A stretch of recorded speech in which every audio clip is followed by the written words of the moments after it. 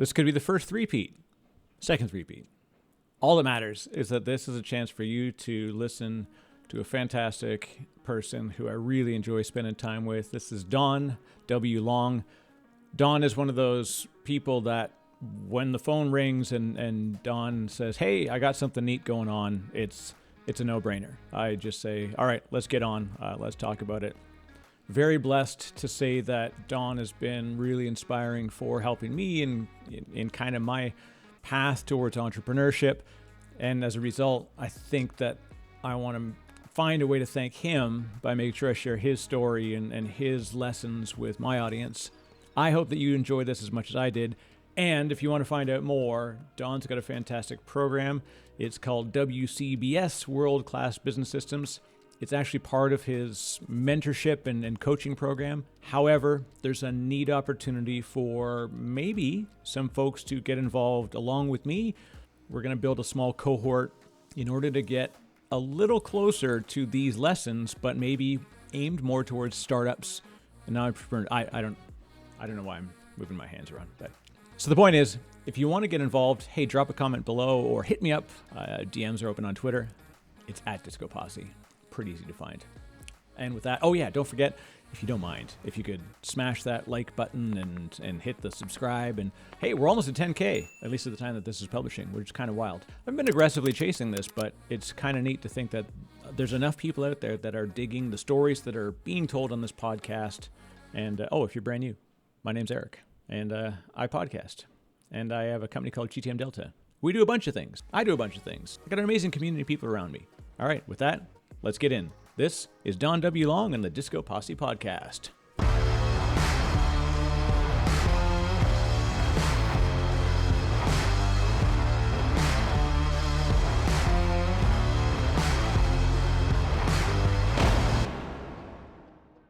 We're in good shape. We can just we'll just riff, and do what we can to bring attention to anything you got. As I said, feel free to point to people to URLs or whatever you want. I'm 100%. I endorse anything that you got to say, Don. So I'm happy to share whatever you're working on. Well, yeah. So, they can always check out my website, which is donwlong.com. Pretty much is easy to get to. Kind of talks a little bit about what I do with people. The reason I wanted to reach out, I had actually reached out to you because we had hit it off so well in the last couple of times we've talked, and I thought, man, your audience would really benefit from this, because what I've technically been doing is going to not large corporate teams, but typically VP level teams, and teaching the system itself, depending on what the needs are of each company.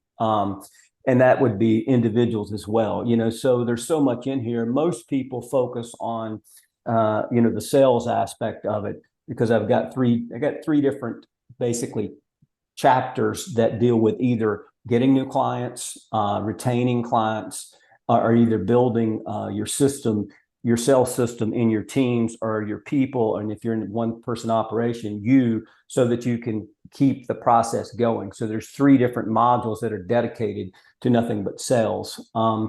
Actually, if you put communications, the very first module in the workbook, and it's probably the most important for people in business, especially if you have more than yourself on your team.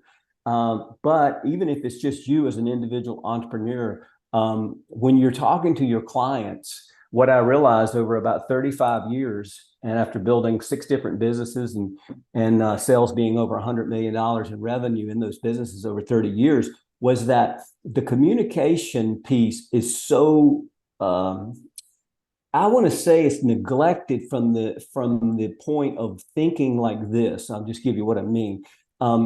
Communication should be set up in your business to communicate to your clients the way they want to receive communication, not the way you give communication. Right on. That statement alone will change anyone's business if they'll just vet that out. Because what I found in doing different businesses and building teams is that everyone on your team or you as an individual has a certain personality profile. And you typically want to talk to people a certain way because that's the way you are. Nothing wrong with that. But the problem is that when you go visit a client, your client might not be who you are. So you have an issue. And this is where you really have to learn how to read. And I teach some of this in the systems, how to read people to kind of figure out where they're at, so you can figure out how to communicate to them, because people will not come out to you, come right out and say, hey, I want to receive communication this way. Nobody does that, Yes. If only they did, it'd be much easier. It would be much easier, because you could develop rapport so much quicker with people. Because at the end of the day, communications is two or threefold. It's about reaching out to new clients or existing clients. It's about developing rapport for what you're bringing to the table, whether it's a result, service, or product, and then being able to, hey, develop a win-win situation for your clients and for you. And if you can do that consistently, you'll have this, all the business that you want. It's more about figuring out how the individual clients that you have want to receive the communication. So that's a big piece. That actually goes with the sales piece as well. But I don't really talk a lot about sales because for years, I'll just give you a little bit of my background. For years, when I was building communication, what I was primarily doing was learning how to communicate and lead the people that were working in the organization that I led. I did, and that's what you're supposed to do. But in the beginning, what I did was I thought the only important communications is to make sure we're communicating to our clients, right? Actually, if you have a team, your most important communication is your team first, then your clients.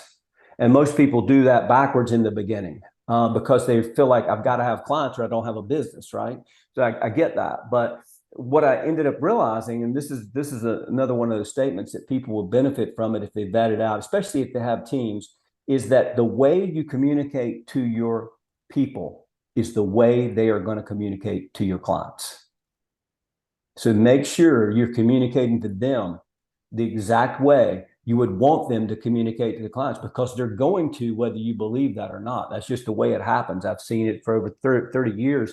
And to be honest with you, the first 10 years in business, probably didn't want my people communicating to the clients like I was communicating to them, because I didn't know what I was doing, Well, this brings up a really interesting point, Don, and that's why, luckily we've chatted in the past. For people who haven't had a chance, they should go back, and I'll have links in below here. They should go back and check out our earlier podcasts. But like the lesson here is really solid, that both on the building and the hiring side and around messaging and vision, like vision mapping is such a really, it seems like this thing, and people are like, well, like you said, let's build a client base. Let's make sure we can survive the business aspect first. But it has to be done in parallel. It has to be done with purpose and intent.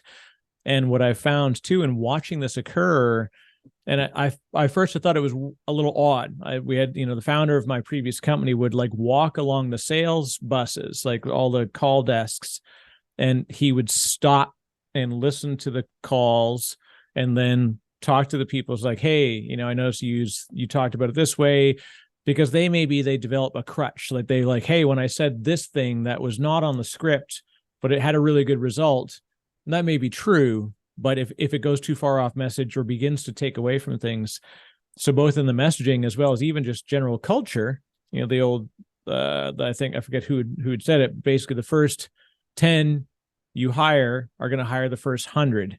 And then so that if you don't build that as like a pervasive injection of vision, message, purpose, style, and, culture is that thing. And then like you said, it's the old saying goes culture is how they behave when you're not looking. You have to make it so obvious and normal that when you take off for a week or you go on a call or whatever, you have complete trust that your consistency is being built by that team, because then they can bring back those learnings to you.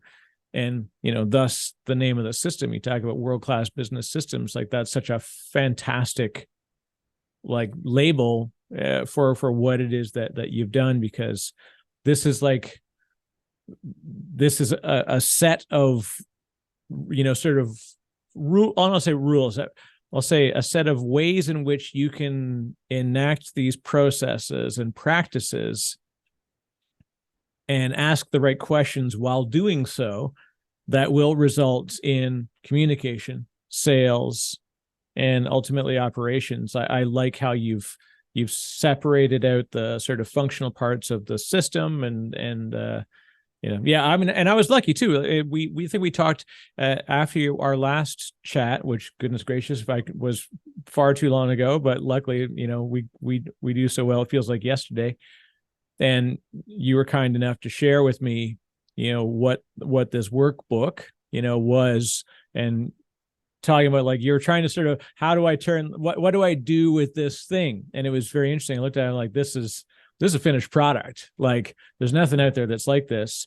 And so now to see it and find out how it's being used, especially in 2023, like, this is an entrepreneur's heaven. It's a real true opportunity for folks to get started, whether it's a side hustle or a hustle. I'm bullish as a guy who left a perfectly functional full-time job to start a company in 2022 in the beginning of the worst economy. I'm like, maybe I'm not I may be an odd one to listen to, but it's working out. And it's because I'm following, practices that you've shared with me and great folks that I've chatted with on the podcast too, just lessons that, I don't need to learn this stuff myself the hard way. I can take previously learned lessons, experience them. You still learn experiencing. It's not like it's gospel, this is the way it will always work, but like, okay, let me just save you, get you one step closer to the practiced goal. Right. Yeah. The key, I was listening to you, the number one key for people to speed up success in life, whatever it is they're doing, is modeling. It's simply modeling. You don't have to reinvent the wheel. A lot of this stuff that's in the world-class business systems, some of it I built, some of it I modeled, some of it I implemented after I experienced certain results and certain things that did and didn't work. And then I, crafted the plans, policies, and procedures of how I would implement that different thing, whether it was HR, whether it's sales. It was more about learning over about a 3.5 decade period, and then also seeing the things that worked and seeing the things that didn't work. And a lot of that, I would have to say, I don't know, probably 50% of the workbook came from me modeling people who were much more successful than I was. And then I just did the things, hey, do this in sales, do this in your leadership meetings, and put those things in place. Because look, at the end of the day, it's pretty simple. I do CrossFit. So for anyone that's listening that works out or does gym, the CrossFit people are fairly crazy to start with. So at least the group I was with definitely is. And so, but what happened to me about 10 years ago is I went into the gym and I was working out at a YMCA, and there was these couple of guys who were doing this CrossFit on their own, and I'd never heard of it. And they invited me to work out with them. Well, the problem was both of them were athletes and I was not. And then both of them were 20 years younger than me, so but for some reason they liked me and they invited me in the first, I don't know, 3 or 4 months. I thought I was going to die every time I worked out, but what ended up happening over about a year, and it was probably more into probably 2 years, but 1 to 2 years into the process, I became an athlete. And all I did was just show up and model. Yeah. And try not to die. That's pretty much it. Well, if you take that same concept and you go into business and you find people that have, for me, the primary company that I ran for 3.5 decades that I sold in 2019, over 3 decades, we did over $100 million in sales. So I know a little bit about sales. And we got to where, in our industry, we were in the top 1,000 companies in the United States that did what we did at the end of 2018 before I sold the business. And that was out of approximately, it was just shy of 100,000 companies in the United States. So, I don't say that to brag on me. I just say that, hey, basically the way I got there was modeling and taking bits and pieces from other people, and then having, as you were saying earlier, my own experience with the information. You got to have your own experience with the information, right? So it becomes yours, because I can give you a sales script, for instance, but it really needs to become your language. Right. You need to be able to cover that in your language, that it feels congruent and real coming from you instead of something you mimic like a parrot. So but it's sometimes it's hard modeling because it requires you to step your game up. And it also requires you to see how short you come in, how much shortfall you have in the workout. That thing, I don't know that I ever caught the guys I worked out with. And I worked out with this one group for about 5 years. And, but I can tell you this, by the time they spent 2 years with me, everyone who came in our group that was 20 years younger than me, I could outwork them on everything we did. That's how much of an athlete I became. And that's what I'm saying with people wanting to look to build something. Hey, find someone's information that you can glean from, let them coach you. And boy, you're talking about turning days into decades. Now, one thing that's interesting about this is a problem that you've been able to get past, and even your example about the CrossFit group shows that they probably also got past this too, as we call it the curse of knowledge, right? Once we acquire a skill or acquire a capability, we effectively forget how we acquired it. And we immediately sort of fast forward, and I use it for, like I said, for the folks that are on camera. So you tell people, like, making a card disappear is easy. All you do is you just make the card disappear, then you try and show somebody who's never done it before, and you realize, like, I dropped that card about 1,000 times before I was able to do it. Because it's like, and you make the symbol, and then you put like, even doing it slow for me, it's like I can't not do it every time now, because I've just done this repetitive practice of doing a thing that's a muscle memory. And that muscle memory is very difficult to forget as you're teaching, coaching, documenting.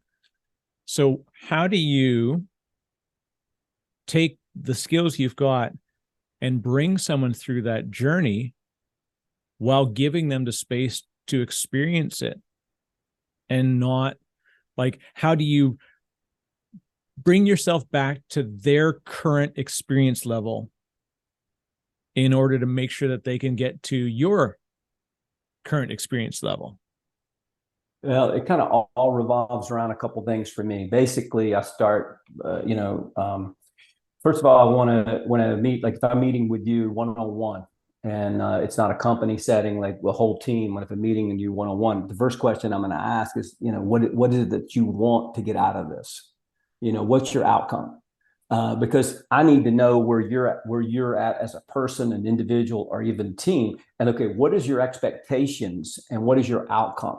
Basically, the easiest way to say is for me to stay, for lack of better words, current with the information, and it just not become subconscious like your card trick. And because I can take and machine gun these things off because I've done them so long, and expect people to understand what I'm talking about when it just went right over their head. Right. Same way with the CrossFit moves. It's a repetition is the mother of skill. Right. So you just keep repeating the process with people. But what I do with the individuals, my very first student that I had back in, I think it was, it's been about 6 years ago, was a friend of mine. He's a musician. And he didn't know anything about sales. And I'd known him for 10 years. So we were good friends. And he's a kind of a creative type, left brain, creative type musician, singer, songwriter. He's probably a world-class lighting guy that could light stages for like Led Zeppelin or anyone. He could do lighting that well. So he had that kind of skill set. Well, he had developed these products that he wanted to sell. So when I met with him, the very first thing, the only two things that I worked with him on in the beginning was, what is it that you want? What's your outcome? And then I started working with, what are your desires? What's the drive in you that's going to make sure that you stay motivated to be able to pursue the process, because it's not going to be easy all the time.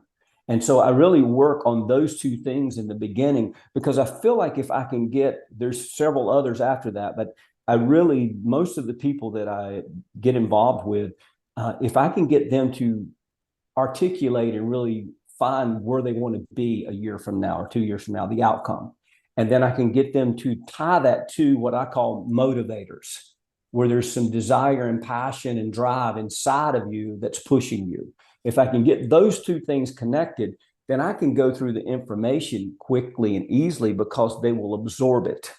And this particular guy, like I said, we'd been friends forever. In his business, he'd never been successful with finances. Never. He always struggled. Within 6 weeks of me coaching him, he came in and he was like a changed person. He was like somebody who'd been born again. You know, I mean, he's like had a spiritual experience with the information. And he was on fire, and he had more clients than he could get to in 6 weeks. And I was like, wow, then he talked me into, he wanted me to start a podcast. I didn't end up starting one yet, but I basically took all the information and I created this system for him through voice memos called the Selling Influence. And there were 17 of them. And I sent them to him I dripped them to him one at a time. So one of the things that I do when I work with people, it takes time. So for instance, you're not going to be super wonderful overnight, just like I wasn't going to be an athlete in a week. It's going to take months to be an athlete, right? And so what I try to get people is, even though they tell me the outcome they want, then I can look at them. Is this really realistic for you? You know, like if you're part-time, it's probably not. But even if it's not realistic, what I try to do is say, look, you need to take time to receive the information, assimilate it, experience it, and learn how to do your own hand-to-hand combat. And if I can get, go back to the very two things, if I can just get the outcome piece and drive, desire, motivators, however you want to put the verbiage around that piece, then I've got them hooked enough, if you will, to follow me through the process. Now, this is one of the things that, we often get stuck as humans. We see Instagram ads, we see Facebook ads. I mean, we see everything. We see all the stuff that says like, yeah, you want that car, you just got to use my system. And people have generally, they either begin by not believing that it's possible at all. And there's a reason to have a certain amount of skepticism because most of those are snake oil. But they've tried it. We're not able to attach outcome to drive and motivation and persistence. So then they have a lived experience that was poor, believe that no other system could ever work, or ultimately like this, it's that just pure belief that there's no way this can be real. How can it be that easy? And that's the word. I just hate that phrase. People say like, oh, it must be so easy for you. And it's everything in your soul that's trying not to like, I'm going to grit my teeth. Like nothing is easy. I've just chosen to put my attention into uncomfortable things and a willingness to persist through them. But I can tell you, it does get easier. Just like a marathon gets easier when you run a lot of them, but that's exactly right. They're not easy. You're always Never. 80% to 90% of your capability, you're not looking at the race, you're looking at your race. And that's right. But it's really easy for us to get like, more people will disbelieve than believe just because it's in our nature. They're like, it can't be, if it's too good to be true, that's got to be the case, right? And we hear this, and how do we, I don't know, this is the question I've always asked, like, how do we get people to the trough, so to speak, so that we can give them the tools that they already have in themselves? Like, just how do we get more people to the point where they can find that thing they need and then get them towards it? Yeah, it's a great question. And I mean, that's one of the things that pushes me. And I'm kind of a personal growth junkie because I feel like that, growth and contribution are probably the two most highest spiritual needs that I have. And I want to grow so I can have something to contribute. That's why I'm always reading stuff. I've read hundreds of books of different types of makeup. But the key, you said it right in the beginning of this. You said it's not easy. So here's the thing. I have a life statement. I have a book that's got life statements in it. And one of them is everything is hard until it's not. It's the way it rolls. And I mean, if you read Scott Peck's book called The Road Less Traveled, it's an old book. It's been out forever. The first statement in the book, when you open it up, is life's hard, get over it. Yeah. And I mean, that's it's like punches you in the face right out of the gate of the book. But basically, what I've found is that for me, when you're asking me, what can I do to get people to the trough? All I can do is bring the best I have to the table when I communicate to people and just hope that something touches them enough to get them to take the action. Because there is no secret formula. I can give you the ultimate success formula, and then all your people will have heard this, some type of verbiage of this. There's 4 steps to it. What are you looking for? What's your outcome? What's the goal? What do you want to do with this information? Is it that you want to lose 30 pounds and be an athlete? Is that what you're coming for? Then there's actually things for you to do. Well, the second step is you have to take action. You have to take lots of it. And most of it, building a business, most of the action you take, it seems like you don't get a result from it. It's like, wow, this is not working. Well, that's the third step. You have to develop a sensory acuity about yourself to understand when you're taking action, is it getting me closer to my outcome, or am I getting further away from it? And then if the answer is I'm getting further away from it, you have to be, the fourth step is flexibility to change your plans, approaches, strategies, tactics, and actions. And then go back and do it again. Those 4 steps are literally all successful people do. Tiger Woods did this. Tony Robbins did this. President Reagan did this. Any actor you can think of that has become one of the top actors, pick your preference. They did some format of these 4 steps. Steven Spielberg became the best Hollywood director by the time he was 36 years old because of these 4 steps. Right. These 4 steps, he tells the story. And it's like, so it's some format of them. They might not be exactly like I just verbalized them to you, but it's going to be some genre of those 4 avenue of those 4 steps. And so what I found out with people, with my, go back to my original student 6 years ago, the thing that he did that was different than what other people did is he listened to me and he went and took action. Bingo. Now this one's really close to home with me because I've got a few folks that I work with closely, and I've over time I've noticed this, and I've become better at spotting it.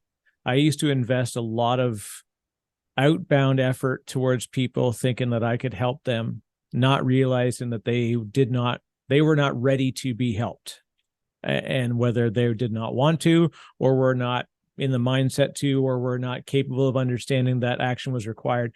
And I'm an older fella now. I turned a half century this just last year, so I've had more wake ups already than I will have left. It's a little depressing to think about sometimes, but what I've learned now is that I can quickly spot when I tell somebody, hey, it'd be really cool, I would try this. And then they come back to you in an hour and they go, I did that and it worked, or I did that, didn't quite work. What should I do different? Versus someone says, I need you to help me. And you would give them advice. And then you'd come back in a couple of days, like, how'd it go? They're like, I need more advice. And you would just keep giving them ideas and advice and talking through, like, that talk therapy is still helpful, but they would never take an action. Even if they agreed that something needed to be done, they wouldn't take the action.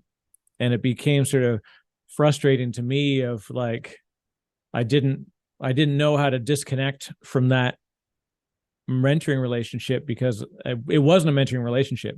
It was, it was a collegial, opportunity. And then, like, they just needed to be listened to maybe, but nothing was coming of it. And so now that I've had to be laser focused on how I spend my time, I can kind of really quickly spot them. Like, if I tell somebody, hey, it would be neat to try this. And I learned this from the CEO of my last company.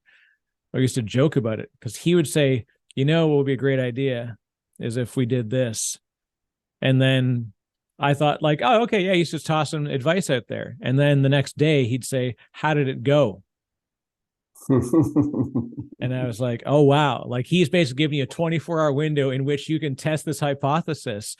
And that all came together. And I was like, so I've got a good friend of mine, John Meyer. He's a podcaster as well. It just became an independent consultant. And he's like, we talk about, like, You could say, hey, you should try this. And he runs with it. And he comes back to me with like, this works, but this didn't work. And this is how I tried something different. And actually, this is how it worked for me. So he's coaching me now. I'm like, oh, this is the greatest thing ever. It's nice when you see it, but it was hard for me to recognize when somebody wasn't ready to be able to go to action. Yeah. That I would like to say that everyone that I've mentored and attempted to coach ended up turning out like my first pupil. But as you well know, that's not the case. But a lot of that depends on the individual. And it's unfortunate because the way to weed people out a lot of times is charge for your product and service and coaching, and then you can weed them out that way. Typically, people value what they spend money on. Right. And if they don't, they're just insane, basically. So if you buy a coaching program or a product that you think is going to change your life and you don't do anything with it, but you spent your hard-earned money with it, then you're really not ready. So that's the great thing for me about podcasts and about platforms like you have, is that typically the people who take their time out of their day, whether it's whenever they listen to these things, are typically on average more entrepreneurial than the average person. Right. They're looking for ways to improve their life. That's the way I would say it. It might not be, entrepreneur might not be the right definition, but they're definitely looking for ways to improve their life. And what happened to me, just when I started this journey when I was 20 years old, I had a friend of mine put 2 books in my hands. One of them was The Magic of Thinking Big, and the other one was Think and Grow Rich. And I read both of those books. And I was just going back through some of my notes in the Think and Grow Rich the other day. And what I realized is that, Andrew Carnegie, who was the richest person in the world back at the turn of the century, late 1800s, turn of the century, he basically empowered the writer of Think and Grow Rich to do the study over 20 years of the most successful people in America. And basically, Andrew Carnegie wanted this book to be a main foundation of all of our educational system. And in his estimation, our education would become half of what we needed if you instituted the tactics and the things that they had in Think and Grow Rich, which I thought was incredible. I didn't remember reading that in it, and I've read it so many times. I was like, wow, I forgot about that, but the point is that there's information out there by the bukus. Knowledge is not power. People who tell you knowledge is power is never really understood. It's not. It's only potential power. It's only potential because you have to articulate a actionable plan and strategy and tactics to actually get something out of the knowledge. Right. If I, watch these people working out, but I never go to the gym, well, I'm not going to get any fitter. It doesn't happen by osmosis of the mind. Right. Yeah, so, I don't. I taught my oldest daughter that, I said, watching sports and not taking those things and trying them out does not make you a sports person. I said, like, it's fine to be a sport enthusiast, a viewer. I said, but if you want to go the distance, and, as a result, she started to take those lessons, and I was very laissez-faire about how I sort of introduced it. And then she ended up at her, when she was 17 years old, just pre-COVID, was, number 8 in Canada for junior nationals for girls slope style, and so to have her self-motivate towards that, but using the thing of like, taking in the knowledge, just the fact that she was investing in watching it, and that told me she was already on the journey.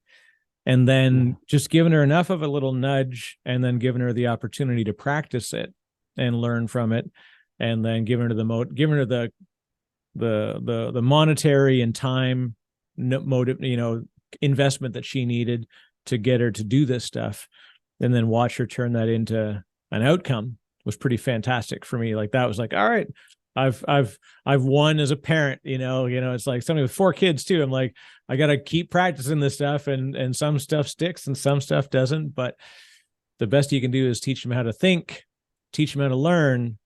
And then when they find their passion, the practices go into play. And as Bill Walsh says, the score takes care of itself, right? That's You right. give them the methods. You don't coach from the sidelines. You coach from the locker room and from the practice field. When they're out there, they're enacting the play that's already here. And that's where the investment happens. Absolutely. The thing about it to go along with that is like, that's why when I work on, I have this, I have this little mini book that I've written that I haven't released yet, that goes through the 7 steps of kind of discovering who you are and how you do life. And the very first step is on desire. And that's why when I was saying earlier, the outcome piece, but the next piece is passion, drive, desire, however you want to describe that. Because I feel like your daughter's a perfect example. Something inside of her lit up, and that drive inside of her, which was a consuming desire, made her put the work in.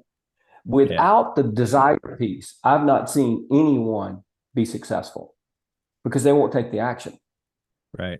And it's like, so for me, it's big, no matter whether I'm dealing with a corporate team in an S&P 500 company or whether I'm dealing with an individual, it is so big for me to get to I go back to my first person, his name's Owen. And I asked him, I said, what do you want? And he was able to articulate that. And I said, well, why do you want it? What's the desire? What burns inside of you that's going to make you get up and take the action when everything's failing and when it's not working? Because it's not going to work most of the time. It only works, if you take the 80-20 rule when you first start, probably 20% of your effort might work. Maybe if you're decent, so, he was able to tie it to some motivators, which I use for people who can't. Some people are not big on sitting down and be able to write a dream list. My mentors, one of them, challenged me one time and said, you need to write 100 dreams down. And I tried the best I could. I got 46. That's all I could get. And I mean, I even had stuff as vague as being a better dad, so you couldn't even really measure it per se, so I had 46. I was proud of myself. I took my 46 back to it, But the reality of it is that when you're coaching somebody, it comes back to me knowing you. And so for Owen, when he came back to me, and he actually talked to his wife, because I told him, hey, write as many dreams as you can down so I'll know you got enough drive to do what I'm telling you to do. And he came back and he said, you know what? My wife told me that if I write down 15 or 20 or 30 dreams, she said, I'm going to be scrambled eggs all over the place. And I said, great. That's a good person to take advice from, your wife. So this is what we're going to do. We're not going to call them dreams. I want you to come up with 2 or 3 motivators. 2 or 3 things that motivate you when things don't go well. Just those 2. It could be your kids. It could be providing college for them. It could be whatever. Just 2 or 3 motivators. I don't want you to have a big list of dreams like I'm going to have a jet and I'm going to, whatever. I'm going to be a rock star. Whatever your big dream is that, is kind of outrageous. I want a Ferrari, a $250,000 car, and you can't even make $100,000 a year. So, whatever. But I tried to make it where it connected to his heart. And what I found is that people can connect to motivation and they can create drive. And creating, this because you watched your daughter do it. You don't even need any more lessons than that one lesson. The inward drive is what you've got to get to people. If you can get them to take the steps, the process will take care of itself. But you've got to take, the longest journey, the shortest journey starts with the first step, right? Now, here's a tough one. And I'm seeing this play out. I've seen it play out in my own life and many others, especially that go into entrepreneurship. And there's that inborn drive. And so you tap that, you go to this next step, but it's they always say it's sort of a lonely path, not because you're alone, but you have to be so focused on it sometimes that you lose, you become a bit myopic around what's going on around you. And it's difficult for those in your life to be on that journey with you, but not, and like,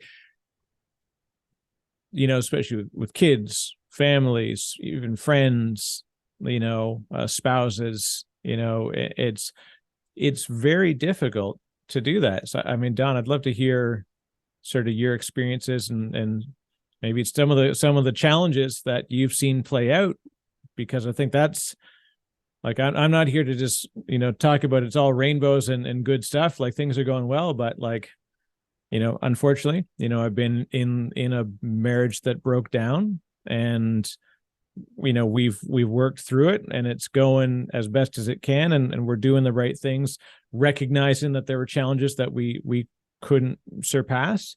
But what does it mean now that if I took the lesson, I can't necessarily fix what happened, but what I can do is hopefully help somebody else who's like, hey, I'm seeing this pattern play out with me, and I'm like, I recognize that pattern. Get help, reach out, connect with that person, like figure out what, because your motivator is not their motivator. It can't be. It's almost impossible to, right? That's right. Yeah. I just go back to the statement that I developed for myself, and I read it every so often, and it's like, everything's hard until it's not. And the fortunate or unfortunate part, look at it this way. My kids, both of my kids and my wife benefited from me being a business person, because I was, able to provide things that maybe some people couldn't provide for their families. But on the flip side of that, which is the side you're talking, is the raw side of it, of, how do you deal with all of the missed time, or the overwork, or the friction that it causes when you can't be, with them like you want to, or when you go on vacation. And, I never went on a vacation for 30 years that I didn't call and check in, and they couldn't understand it, because they didn't run a business with lots of people, and maybe if you're an individual entrepreneur, like my daughter, she coaches women, and she's got clients in 13 countries across the world. And I'm like, how are you doing that at 28 years old? I mean, I guess I guess I did some things right, but I can tell you how, Don. Her last name is long, and she's got you as a dad. That's how. Well, she's found her motivation, but she was given a God's gift of skills and DNA to give her a good head start. I can tell you that much. She understands that now, because when she travels, she still has to interact with some of her people. But so it's kind of a give and take. It's not a clear distinction, and it depends on, when I was younger, I definitely worked more. I wouldn't call myself a workaholic, but I probably worked more. When you own a business and you're the ultimate person responsible for it, it's like being president of the United States. You're never off. You don't get off.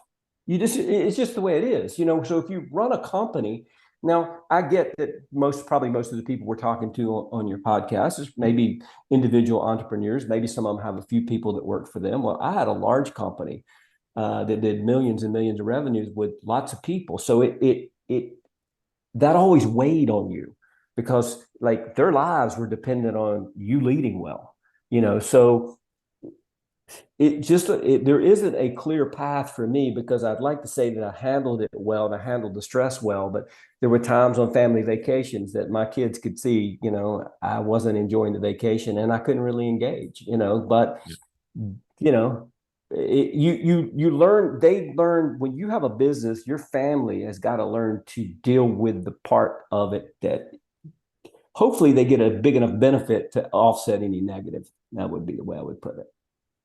Yeah, I guess that's really the identify it early, communicate often, and because that just in the same way that when you're thinking about work, you're also thinking about family. It's just that the family is a little bit more, it's like it's treated like a given. And unfortunately people do forget, and they treat it like it's a given. And then they say, like, I don't have to worry about this because home is always there. I got to worry about the job because I got, say 15 people working for me and a growing number, like whatever that number is. They always think that if I don't put attention to that will break down, and then everything breaks down, not realizing that thing that you treated like a given was not a given. And it's the interesting thing about it, the world-class business systems, a lot of the mentoring that I got from an individual, he's passed away now, but a lot of the mentoring I got from him in developing my own systems of thought of how I would do these, in mind that he had a different kind of company, but then a different industry. And so I developed my own kind of systems that fit my industry, because even though the steps are pretty much the same, they definitely have nuances depending on the industry you're in. But the interesting thing about it, and what I try to help people with, is that And I had two great models in my life to model this. So my dad was one of them, and this particular gentleman was another. But you can actually, the guy who developed most of the things that I've implemented here, at one time he was running 9 different companies and he was working 80 hours a week. And his family was, like you're saying, he had no family because he never seen them. Yeah. So he developed these systems. And it's interesting because he developed the systems in these 9 companies, and then suddenly he was only working 20 hours a week, same responsibilities. He required his teams to do things. He required a different ramp around it. When I say he was working 20 hours, working a little bit more physically than that, but the 20 hours was put into systematic places, and not, his time wasn't abused. And what I've seen with people as they get bigger in business, they let everyone pull at them when you can't do. And so as I started developing this system myself in the company that I ran, 4.5 days a week is all I would work. That was it. I never violated that. And the only time that we, as a company, violated that, because our industry was weather related, it was outdoor, so it was weather related, is we probably had a half a dozen times in 37 years where we had to violate that, because I'm managed that way. And I wanted people, you end up leading who you are to other people. So they catch who you are. Leadership is caught more than it is taught. In other words, if I'm around you and you see how I lead, like your CEO, for instance, he would throw the stuff out and he would expect you to know something the next day, right? That's leadership. That's what I mean by it's more caught than it is taught. And so when you do that, you have to be the example. And so what I always did is that, like I told, I started developing these systems. This hopefully will help some of the people listening who feel like they're working all the time. And I will say in the beginning, you do have to work more to build a business. I will say that. So don't read It too is much. not. It's hard But until but it's I not, and it's hard. It starts hard. but I can tell you this: if you learn how to be anal, for lack of better words, about your time, and that you have certain things that you are not going to let violate, like family, like your daughter's soccer game or whatever. That always first and foremost. And you start systematizing your business. This is why systems are so good, because most people, depending on your personality type, and I don't know if the people listening are familiar with the DISC model, but if you're a C in the DISC model, you probably have more systems than I have now, even though I have a world-class business system, but by and large, the rest of the quadrants are not really, the top 2 are not really system people. They just shoot from the hip. That's the way they lead. That's the way their profile, that's the way their personality is. And so just by developing some simple systems, even if it's just 2 or 3 people that work with you, and you've got, say you got dozens of clients, and you're stretched thin, develop a few systems where certain things are repeated processes, so you don't have to reinvent the wheel every day. Because that's what most entrepreneurs do in the beginning. They spend most of their time spinning their wheels, reinventing the wheel every day, when if they would just measure a few things, put a few systems in place, they don't have to be elaborate. They could be 1 or 2 step procedure things that that this is the way we're going to deal with this every time. And you do that, and it saves time. So you don't have to rethink it. It becomes like the card trick.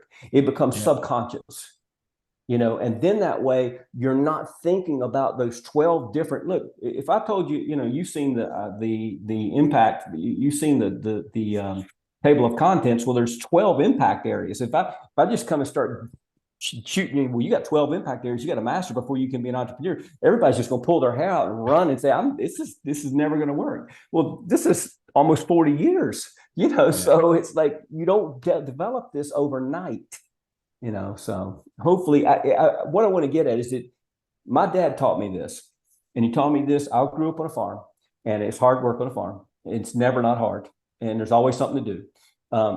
But what he taught me was, and I watched him model this, is that if you manage your time well and are strategic, you can get more done in 4.5 days than a majority of people get done in 6. Right. And this is how he trained me from a young boy. And so I had that background in my head. We started the business. I didn't have the systems. I had to build the systems First decade, there was just a few systems. Second decade, I had a lot more. Well, by the third decade, I had pretty much all the systems that I have now in place because I had all these employees and all this stuff going on, and I had to have it in place. And so, but you're beginning entrepreneurs, you just need 3 or 4 things that are in place to help you manage your time. And if you can do that, in other words, the way I would look at it is don't look at time management as a thing. Look at results focused as a thing. In other words, result is what you're looking for, not time. Manage your time from the standpoint of you putting your time in the key factors that get you the biggest results. That's what I'm saying. If you take, like, if your primary thing is now selling new clients, you should spend 80% of your time doing that. Right. And only 20 doing the other stuff that you have to do. And there's going to be always things that you have to do, but you want to primarily stay in the 80% zone in the highest priority areas of your life. And if you can do that, you'll find that you can get things done quicker and a lot less time involved. It's funny, as you develop, systems, that it's very easy to just, like, also as entrepreneurs, we tend to be like, all right, like, get out of the way. It's got to get done. Let's just do it. Like, there's that mindset of, like, we got to do some uncomfortable things, so let's just do it. And it's a bit of a dichotomy that same person has to also slow down to speed up. They have to systematize things, they have to do stuff. And it's funny, it's very easy in that early phase of, like, I've only got so many clients, so I'm just going to, like, just do things. And I've learned this now, spending the last week, in fact, going over what is like a seemingly simple thing, but we were repeating it by hand over and over again.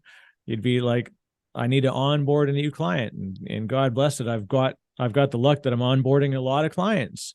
And all of a sudden we thought, like, we're doing this not by rote, even, we're just doing it by luck, that we have an email, we find the old email, and then go through that process, but never stopping to say, like, where are we getting stuck? So we said, okay, that's it. No onboarding, no nothing. We're going to spend 2 days and just sit there on 4-hour-long calls on Zoom, because we're spread all over the place, and just, like, sitting in an Excel spreadsheet, on a Google sheet, saying, like, step 1, send the email. Step 2, receive confirmation, seek PO. What if they don't have a PO? Like, and having to go through that, and by forcing us to say, well, what happens when this occurs? Then we know where there's going to be delays. We can look back over ones that have been experienced, say, like, well, we've asked for a PO, but 8 out of 10 have not needed one. Like, okay, so, but that may change over time, but the fact that we had to say, like, I know I can onboard a client, I could just go do it right now. But I'm like, no, I'm going to wait 3 days, and we're going to use the onboarding system instead. And so we did that, and it was a huge boost, because now I just say, all right, here's the client, here's the contact, go for it. And they know there's the template, here's the thing. You can build automation around it. Absolutely. But it's really, really hard sometimes to, like, get out of go and do mode and get into, think scale. And I think that's really what it is that, same as a farm, like, there's a lot of stuff that seems like you just got to do it because there's no way to automate it. But there's a lot of things that are done to free up that time that, like, hey, if I got to muck stalls, there's no tool in the world can muck a stall unless it's got 2 feet, 2 hands, and a fork and a shovel. But if you do the other things that can be optimized well, like systems, then that time you got to dedicate to muck and stalls can be done. Otherwise, you're mucking stalls when you should be getting stuff on a trailer and getting it to the market, or getting, it's very easy to get lost in the doing. And so, I mean, I hate to say I'm preaching to the choir literally on this one, because I know you know as well, but it's like, I'm living this right now, and it's been a real eye opener, and it's fantastic to have somebody, you have a co-founder who he's just like, hey, stop, build a system, don't do a thing. Like, all right. That's right. Well, you'll be glad you did, because the thing about it is I'm going to give two things, because I know I can hear people thinking, well, give me some examples of how to save time. So I'm going to give you two that I know will save you hours a week, literally, depending on how much this is abused in your company or what you're running now. It could save literally dozens of hours. So one thing that I learned is that now, if you don't have a company where you have a lot of people coming to you for things, this will not apply to you. So I'm going to give that one first. But what we used to do at the company that I ran, anyone could come into my office whenever they wanted to. And it basically created chaos, so, and for me, I'm one of these people just kind of roll with things. I just shoot from the hip. So it never really bothered me. But what I realized is that people were coming in with some of the same issues, or reoccurring things, or stuff that could have been answered at our weekly meeting, just, and it was taking my time. And when we were extremely busy, I didn't need that happening. So what I did is I came up with this thing that my mentor taught me. He taught me this. He said, what you want to do is have a board, a little clipboard out on a little desk right outside your office. And it's at the top of it, put "got a minute" meetings.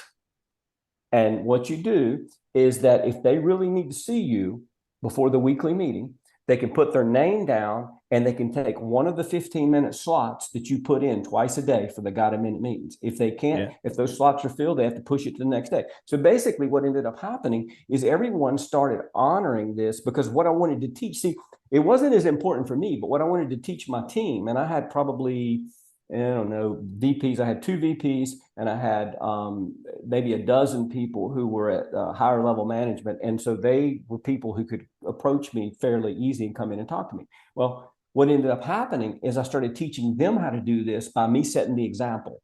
Because guess what? The top 10 people at my company, they all were approached by people under them with "got a minute" meetings.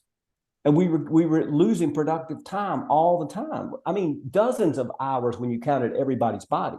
So what I ended up doing is, like, I put 2 slots of time twice a day where you can have a "got a minute" meeting with me, and put your name down and the time you want. And I would put 2 structured times for 30-minute slots, so you could get a 15-minute meeting or a 10-minute meeting, and I could put 2 or 3 people in there. Lo and behold, the first week I put this in place, no one came to my door, not one person. And I'm like, wow, this is awesome.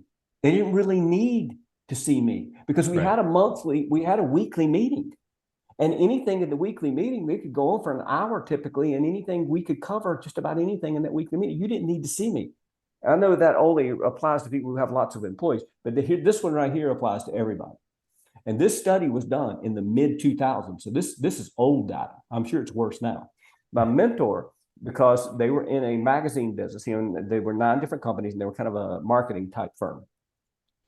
He had all these emails, and he spent literally 2 hours every day either responding or dealing with emails. And so what he ended up doing is he ended up making a system around it. This is the point of systems. So when emails would come, what he started doing, because he responded all throughout the day. So what he did is he put a system in place, and this is what we started doing, is we put a system in place where twice a day you respond to emails. That's it. Bingo. That's number one. Number one. Then number 2, and I would let the teams that I had, I'd let them pick the 2 times a day they wanted to respond, because everyone was different. So I didn't care when they picked, but you get 2 times a day, you respond to email. Number 2, you never, ever, ever respond to an email. Don't touch the email. Don't open it unless you're going to respond to it. Because a lot of times people will open it and say, I'll get back to that later. That takes literally mentally, it takes 5 to 10 minutes to get back into what you were doing just by opening the email. Do not open any of your emails until you're going to respond to them. That's number 2. And then finally, when you're in your company, when the subject changes, because he had 9 companies, so it's a little different. He had lots of people reporting. So when a lot of people would respond to the CC and say something else in the email, well, what he started requiring was, if it's something different, change the subject line so I know it's something different, or I'm not going to respond. Like if I get a half a dozen people responding to the same email, why would I click back on it 6 times when the subject line never changed? So he required his people to change the subject line. Those 3 things alone, if you don't have a lot of people and it's just you, doing the one of making yourself do it twice a day at a certain time, and make sure that when you open it, you respond to it. If you do those 2 things, you'll save hours every week. It's and it's a difficult pattern to start, but once you get into it, and I use a similar thing where, you know, I make a point of, and I used to tell people, like, email is not an urgent communication method, because I don't have notifications turned on. I have at the moment no watch on. When I do have a watch, it's an analog watch. I own an Apple Watch, but I only use it when I'm exercising because I want my heart rate. I don't turn on notifications, and I'm not trying to take myself back to the 70s. I'm just trying to take myself back to a point of productivity where, if, you know, especially that was the thing, you'd be talking to somebody and you'd hear it's like, eh. Yeah. And they would do what you just said. They would make a point of looking at the thing, knowing they're not, even worse, they full well know they're not going to do anything about it, but they got to check to make sure it's nothing they need to do nothing about. And it is like, you literally have broken every possible paradigm of productivity by doing that. And so I would tell people, I'm like, especially when you're talking to somebody and they're looking at their watch like 3 times and they're like, oh, I do it so this way I don't have to look at my phone because that would be rude. I'm like, I got bad news for you, but this is equally rude. And so after the first couple of times, just like, hey, do you need to take care of anything? Because, you know, we can catch up later. And then all of a sudden it was like, oh, okay, behavior modified. Like, all right, I'm not going to do that again. And I'm like, hey, I got no problem if you got something urgent going on. That's cool. But you had to force yourself to think that way. And that's right. It is. We fell victim to that really early. You know, like I used to wear a pager because I'm old school like that. I worked in technology support.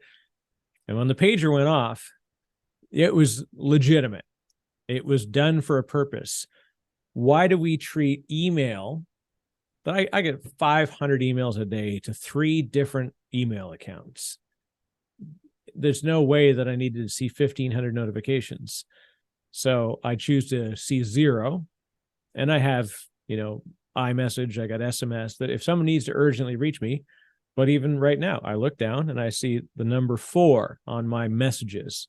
I'm not going to open it up. So I'm talking to Don. That's the thing I'm doing right now.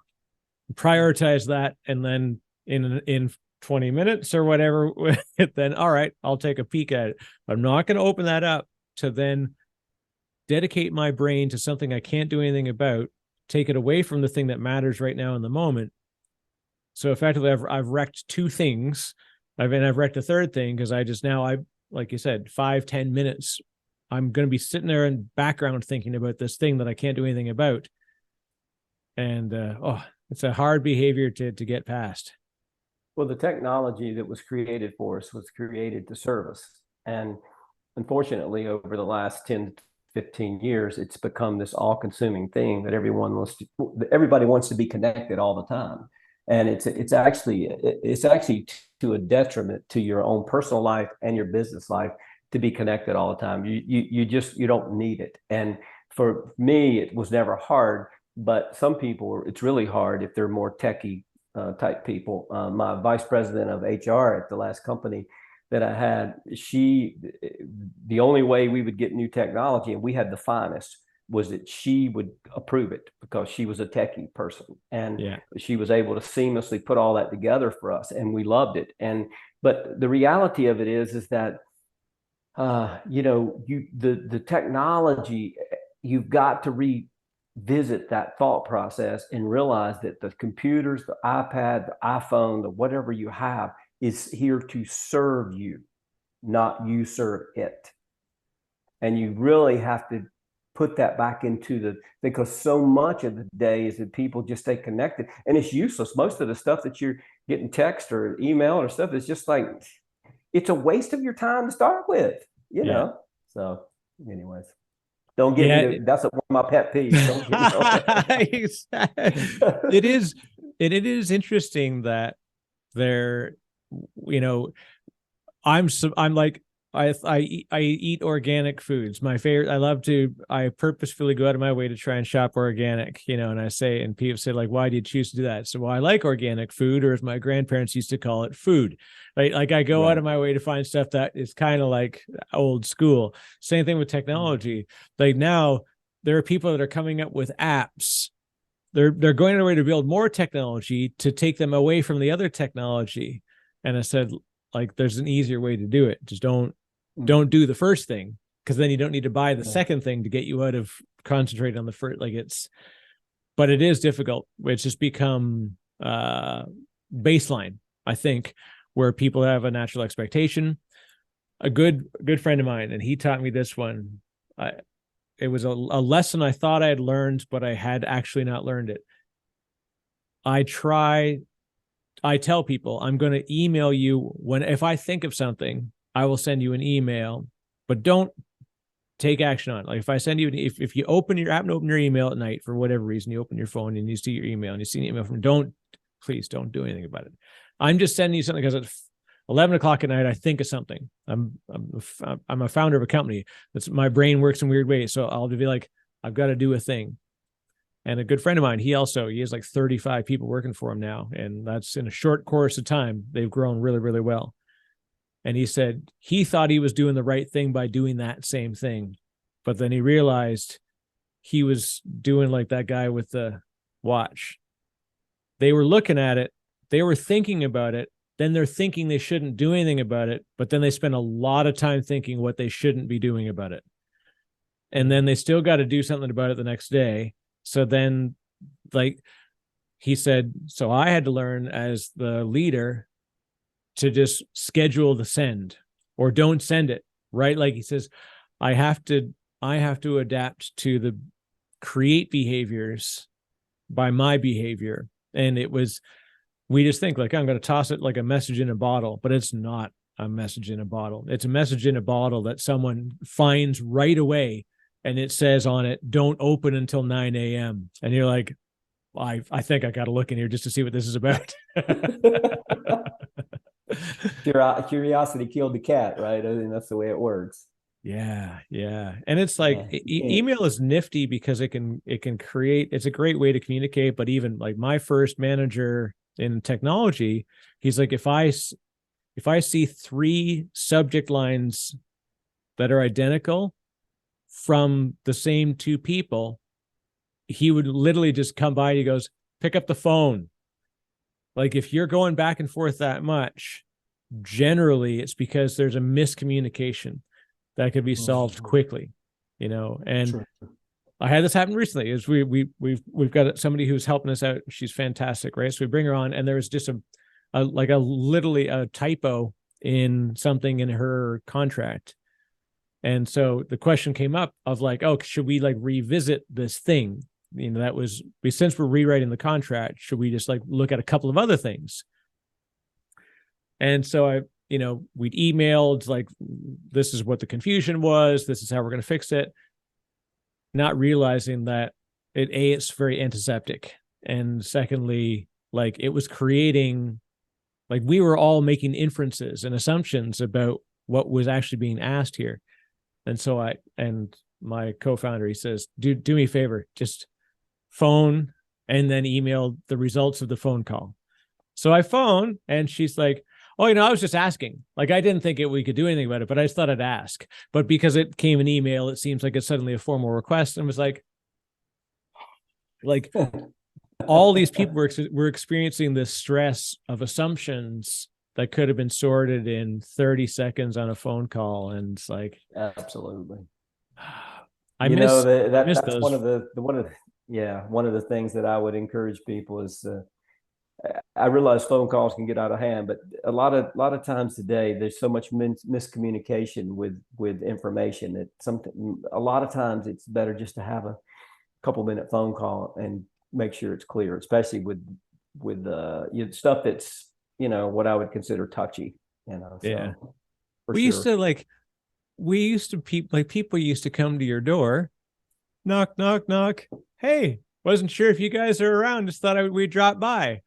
Like, can you imagine doing that today, Don? Going to your friend's house, Yeah. just like swinging by your friend's house, like unannounced. People be like, "What's wrong with Don and his family? I don't understand. They just came over." And you're like, that's how we used to do it. You That's didn't right. phone ahead. You would just like, I was driving around, I thought I'd swing by. You're like, Yeah. oh, now you go to text to see if it's okay that they can take a phone call. Then you got to do the phone call to confirm that you can set up a Zoom meeting. Then you got to do the Zoom meeting to see if it's okay if you come by. You're like, So or maybe true. I could just swing by and see what's going on. So true. So Oh, true. I don't want to sound like old man yelling at clouds, but boy, oh boy, some days I wish we would just remember the simplicity of things and kind of grab onto some of that stuff again.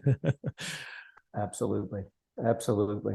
Well, Don, World Class Business Systems is aptly titled, and you are a fantastic human, and it's a bloody pleasure to know you in my life and be able to call and have these conversations. So, of course, for folks that do want to connect with you, it is donwlong.com. So I'll make sure they get links there.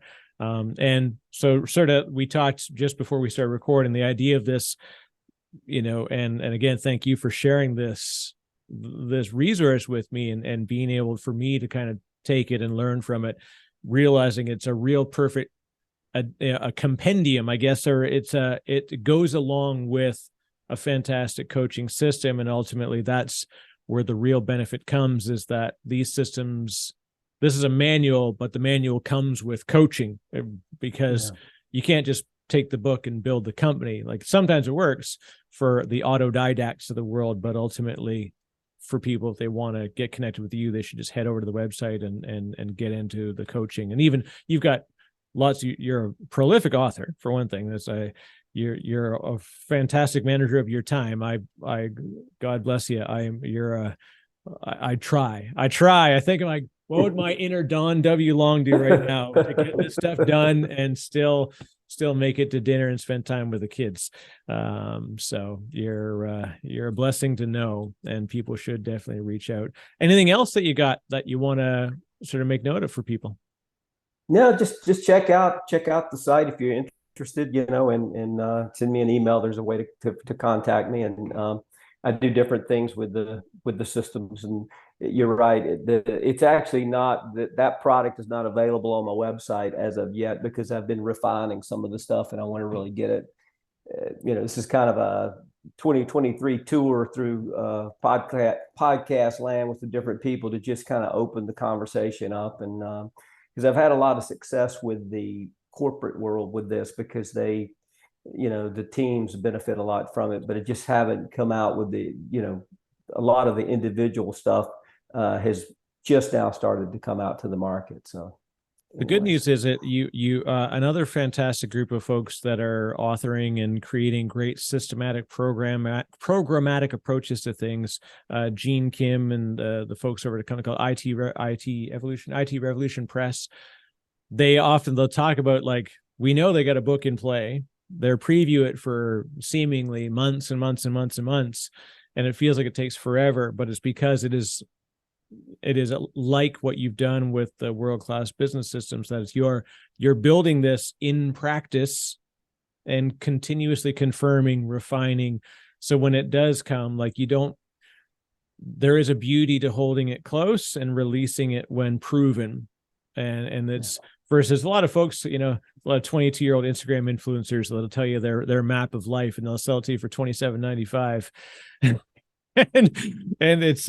it's worth about the 0.95 of the 27.95. but hey, it's if it nudges people towards an outcome and a motivation, then I say good on them.